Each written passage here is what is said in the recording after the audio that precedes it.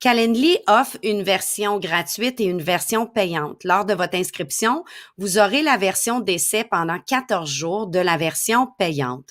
Par la suite, vous devrez, si vous voulez continuer avec la version payante, aller ajouter vos informations dans la section facturation pour continuer d'utiliser la version payante.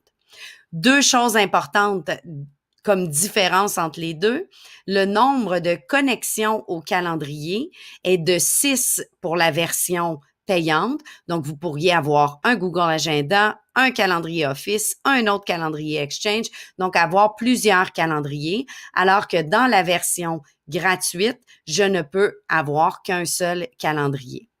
L'autre différence est surtout au niveau des événements. Il y a bien sûr d'autres particularités dans la version payante, par exemple l'intégration avec certains outils plus poussés. Par contre, vous êtes limité au niveau des événements, ce qui peut avoir un impact dans votre décision. Par exemple, ici, on m'offre une réunion de 15 minutes, de 30 minutes et de 60 minutes.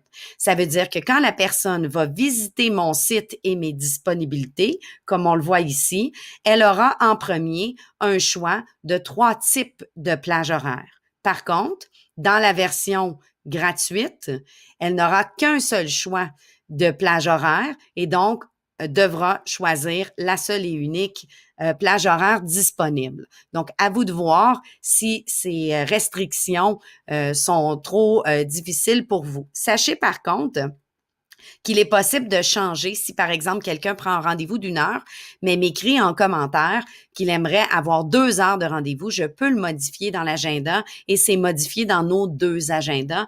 Donc, il y a une possibilité de contourner un tout petit peu avec la version gratuite. J'utilise personnellement la version gratuite depuis un bon bout de temps et ça a été suffisant pour moi de